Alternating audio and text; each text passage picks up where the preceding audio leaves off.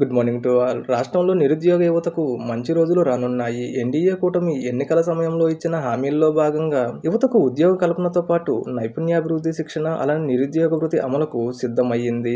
ఆంధ్రప్రదేశ్లో 3,000 రూపాయల నిరుద్యోగ వృత్తి అందుకోవటానికి అర్హులెవరు, అనర్హులెవరు, అలానే ఎడ్యుకేషన్ క్వాలిఫికేషన్స్ ఏంటి, అలానే కావాల్సిన డాక్యుమెంట్లు ఎప్పటి నుంచి అప్లై చేసుకోవాలి, ఎలా అప్లై చేసుకోవాలి, ఇలాంటి పూర్తి సమాచారం ఒకసారి చూద్దాం. ఇక ఈ నిరుద్యోగ వృత్తి అందుకోవటానికి క్వాలిఫికేషన్స్, చదువుకు సంబంధించిన క్వాలిఫికేషన్స్ చూసినట్లయితే డిప్లొమా చేసి ఉండాలి, లేదా గ్రాడ్యుయేషన్ డిగ్రీ చేసి ఉండాలి, లేదా పోస్ట్ గ్రాడ్యుయేషన్ చేసి ఉండాలి. అలానే నిరుద్యోగ వృత్తి పథకానికి అప్లై చేయదలసిన వారి వయసు 22 నుంచి 35 సంవత్సరాలు గల నిరుద్యోగ యువతీ యువకులందరూ ఈ పథకం కింద అర్హులే. ఇక అదర్ క్వాలిఫికేషన్స్ ఒకసారి చూసుకున్నట్లయితే ఈ నిరుద్యోగ వృత్తి పథకానికి అప్లై చేయదలసిన వారు ఎక్కడా కూడా ఉద్యోగం చేస్తూ ఉండకూడదు, లేదా పిఎఫ్ అకౌంట్ కలిగి ఉండకూడదు.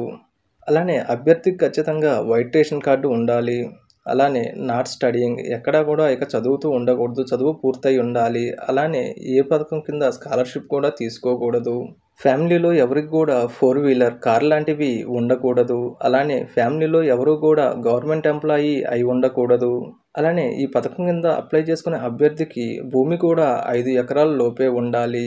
పాత అనంతపూర్ డిస్టిక్ అయితే 10 ఎకరాల వరకు ఉండొచ్చు.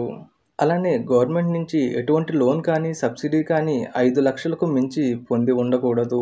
అలానే నిరుద్యోగ వృత్తికి అప్లై చేసుకునే అభ్యర్థి ఎటువంటి పెన్షన్ కూడా తీసుకోకుండా ఉండాలి. ఇక ఈ నిరుద్యోగ వృత్తి అప్లై చేసుకోవడానికి కావాల్సిన డాక్యుమెంట్స్ ఏంటి అనేది ఒకసారి చూసినట్లయితే ముఖ్యంగా Aadhaar card linked with mobile number. Aadhaar card అనేది మన మొబైల్ నెంబర్తో లింక్ అయి ఉండాలి. ఒకవేళ ఇంకా ఎవరికైనా లింక్ కాకుండా ఉంటే త్వరగా ఆధార్ కార్డుకి మొబైల్ నెంబర్ని లింక్ చేసుకునే ప్రయత్నం చేయండి. ఇక అలానే బ్యాంక్ అకౌంట్ కూడా seeded with Aadhaar card number. Apply చేసే అభ్యర్థి యొక్క బ్యాంక్ అకౌంట్ కూడా ఆధార్ కార్డుతో లింక్ అయి ఉండాలి. ఒకవేళ ఇంకా లేకపోయి ఉంటే బ్యాంకుకు వెళ్ళి ఆధార్ కార్డు జిరాక్స్ అలానే బ్యాంక్ అకౌంట్ జిరాక్స్ ఇస్తే వారు లింక్ చేస్తారు.